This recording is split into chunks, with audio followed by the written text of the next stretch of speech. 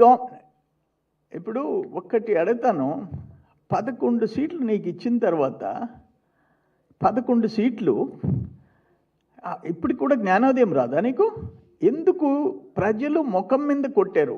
ఎన్ని దుర్మార్గాలు చేస్తే రైతుల దగ్గర నుంచి, పేద ప్రజల నుంచి, ఆత్మహత్యల దగ్గర నుంచి అన్నిట్లో నువ్వు రాష్ట్రాన్ని అప్పులు పాలు చేసేసి భ్రష్టు పట్టించిన తర్వాత ఇంకా నువ్వు వచ్చేసి రోడ్ల మీద తిరిగి 9 నెలలు కాలే ప్రభుత్వం వచ్చి, 9 నెలలు కాలే.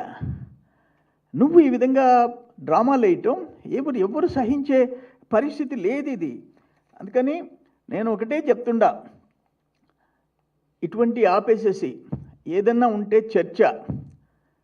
ఆ రోజు మీ కాకానికి వద్దనంటే ఏం చెప్పాడు అగ్రికల్చర్ మినిస్టర్? కరువు మండలాలతో మాకు సంబంధం లేదు, కేంద్ర ప్రభుత్వం చూసుకుంటుంది. అంటే నాకు అర్థం కాలే. కరువు మండలాలు మనం దగ్గరుండి ఆ సెంట్రల్ గవర్నమెంట్కి విజ్ఞప్తి చేసి ఆ టీముని తీసుకొని వచ్చి వాళ్ళ రిపోర్ట్స్ పంపించి కేంద్ర ప్రభుత్వం మీద ప్రెషర్ పెట్టి ఆ రైతులను ఆదుకునే ప్రయత్నం రాష్ట్ర ప్రభుత్వం చేయదా? నీ రోల్ అది. లాస్ట్ టైం కేంద్రం నుంచి ఎలాంటి సహాయం తీసుకునేదానికి నువ్వు ప్రయత్నాలు చేయలే. నువ్వు 7,000 రూపాయలు ప్రకటించి మిర్చికి ఈరోజు రైతుల దగ్గర నువ్వు కళ్ళెండు పెట్టుకుంటే ఎవరు నమ్ముతారు అని చెప్పేసి అడుగుతున్నా నేను. అందుకని ఇది నేను ఒకటే అడుగుతుండా, జరిగిన అగ్రికల్చర్ డిపార్ట్మెంట్లో లాస్ట్ 5 ఇయర్స్లో మా 5 సంవత్సరాలు 14 నుంచి 19, 19 నుంచి 24 నువ్వు ఎవరిని పంపిస్తావో చర్చికి? నువ్వు కనబాబుని పంపిస్తావా? నువ్వు గోవర్ధన్ రెడ్డి పంపిస్తావో? అధికారికంగా పంపించు. నువ్వు చేసిన పాపాలన్నీ బయట పెడతాం.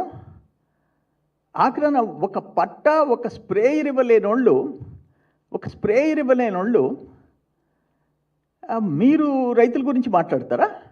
ఎందుకు కేంద్ర ప్రభుత్వం ఆ ఆత్మహత్యల ర్యాంకుల్లో సెంట్రల్ గవర్నమెంట్ నుంచి ఇచ్చిన దాంట్లో రైతులు ఆత్మహత్యలు 3rd ప్లేసు, కౌలు రైతులు 2nd ప్లేస్ అని ఎందుకు ఇచ్చింది?